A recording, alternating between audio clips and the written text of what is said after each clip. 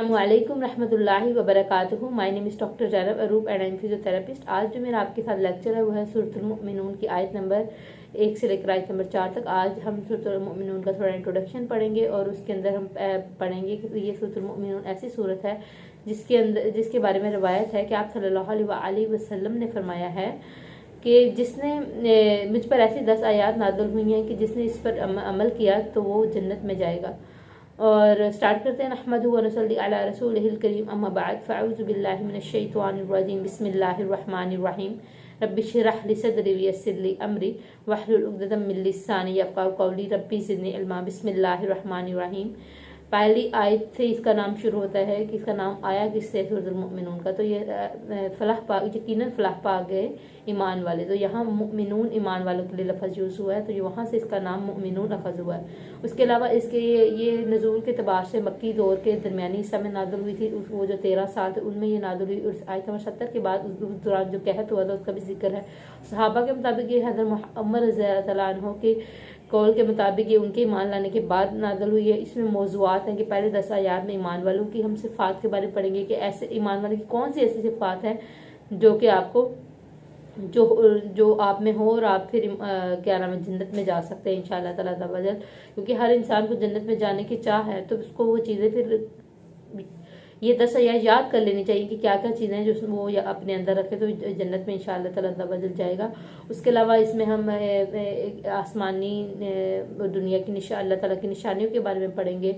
और उसके अलावा हम इसमें बहुत सारे किस्से पढ़ेंगे कि पीछे वाले लोगों ने तौहीद का इनकार किया था, पीछे वाली कौमों ने भी अपने अम्बिया का इसी तरह इनकार किया था, अपने अम्बिया को इस तरह तकलीफ़ें दी थी, उन्होंने इसी तरह आखिरत का इनकार किया था। इसी तरीके से उन्होंने उन पे अपने अम्बिया को एतराज़ात लगाए थे। तो इसी तरह तरीके के बारे में उनके बारे में जिक्र है। तो स्टार्ट करें सबसे पहले आयत नंबर 1 से कि यकीनन फलाह पा गए ईमान वाले। तो ईमान वाले फलाह क्या होती है? कामयाबी है। देखें, आपको हम सारी ज़िंदगी कामयाबी के पीछे दौड़ते हैं। आप पैदा हुए, स्कूल गए, कॉलेज गए, यूनिवर्सिटी गए और आगे से आगे पहुंच रहे हैं कि कामयाबी हासिल हो। कुरान में यहाँ बयान है, आपके सामने सब कुछ पड़ा है, आप उस किताब को खोले तो उसमें लिखा है कि यकीनन फलाह पा गए कामयाबी ईमान वाले। उसके अलावा आप दिन में 5 वक्त अजान सुनते हैं, उस अजान में पढ़ते हैं हय्या अलल फलाह, आओ फलाह की तरफ, कामयाबी फलाह की तरफ।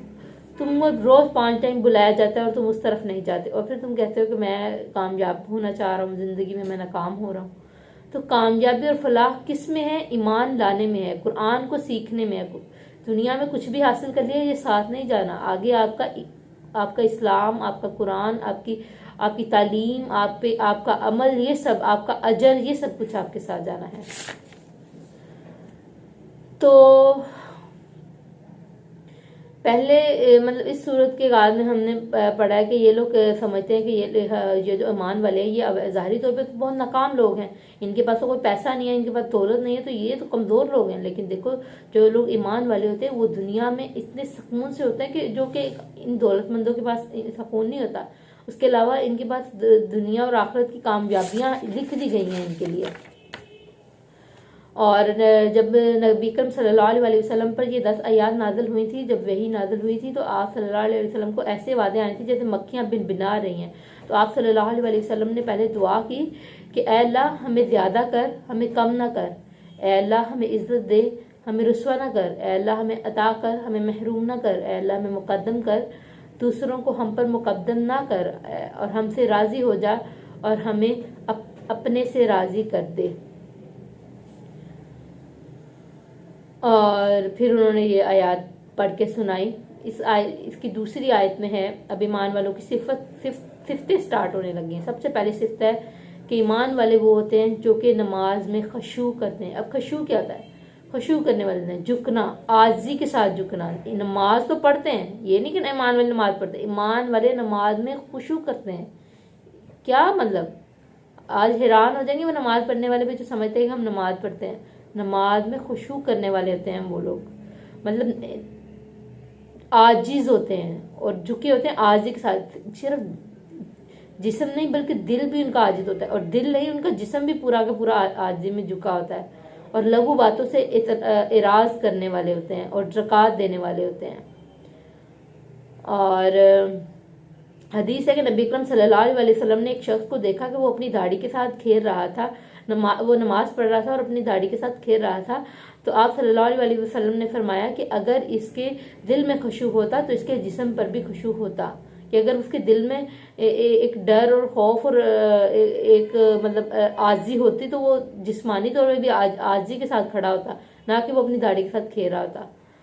और नमाज अल्लाह और उसके बंदे के दरमियान कनेक्शन है। तो अल्लाह इतनी बड़ी ज़ात है, हमारा खालिक है, हमारा मालिक है। एक अल्लाह अगर कौन कह दे तो अभी के अभी हम मर जाए, अभी के अभी हमारा इतना नुकसान हो जाए कि हम कुछ ना रहें।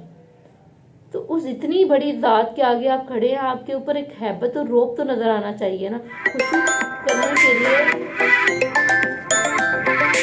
जो खुशू होता है, खुशू करने के लिए इंसान फितरतन कमज़ोर है, लेकिन उसके लिए उसके तारी करने की प्रैक्टिस करनी चाहिए। इसके लिए बहुत सारे टिप्स हैं कि आप प्रॉपर वज़ू करें, आप क्या नाम है, आप प्रॉपर वज़ू करें, आप प्रॉपर तरीके से क्या नाम है, खुशू होता है कि आप प्रॉपर तरीके से वज़ू करें, प्रॉपर तरीके से आप मतलब इसके टिप्स ये हैं कि आप प्रॉपरली वज़ू करें नमाज के लिए, और प्रॉपरली आप जब नमाज पढ़ रहे हैं तो आप नई नई एक तो आयात सीखें और उसको पढ़ने की कोशिश करें। और जब वो आयात पढ़ते हैं उसके अलावा आप तर्जमे पर फोकस करें कि क्या क्या तर्जमा है। तो क्या नाम है,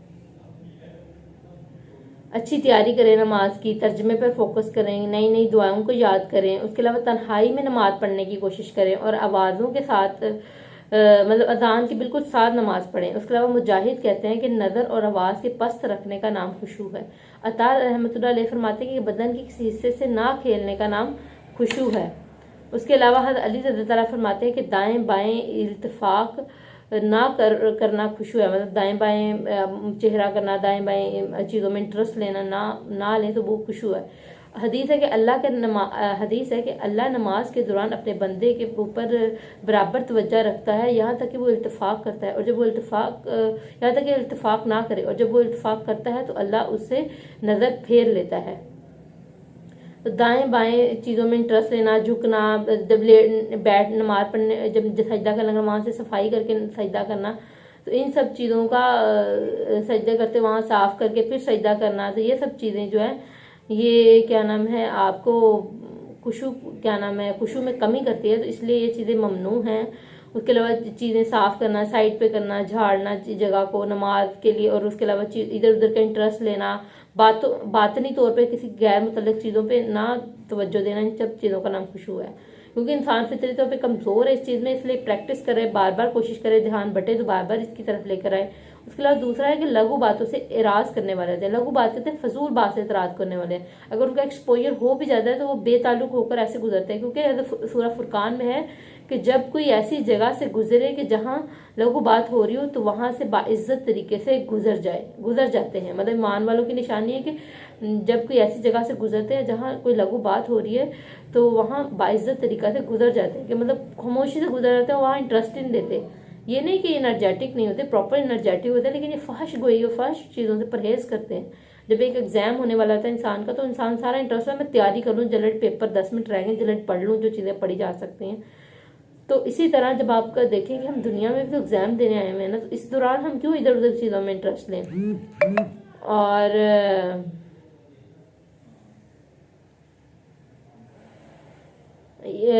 कुरान में है कि इंसान के इस्लाम का हुस्न क्या है कि वो लयानी से परहेज करे।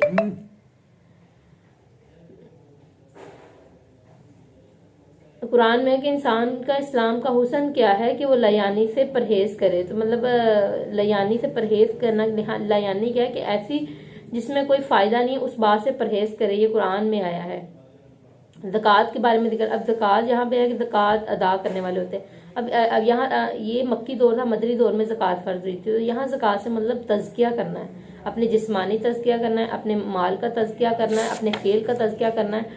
और इसके बारे में सूरह शम्स में है कि बामुराद हो गया जिसने नफ्स का तज़किया किया, और नामुराद हो गया जिसने तज़किया ना किया। तो तज़किया करने वाली अपनी पर्सनैलिटी को पाक करना है यहाँ पे, और तज़किया का काम करें, खुद को साफ सुथरा रखें। मतलब ये आज हमने ईमान वालों की 3 निशानियाँ पढ़ी हैं। हमें अल्लाह ताला और इस पर अमल करना सिखाए और हमें और पढ़ना और इस पे अमल करना और इसको फैलाना सिखाए। जज़ाकल्लाह।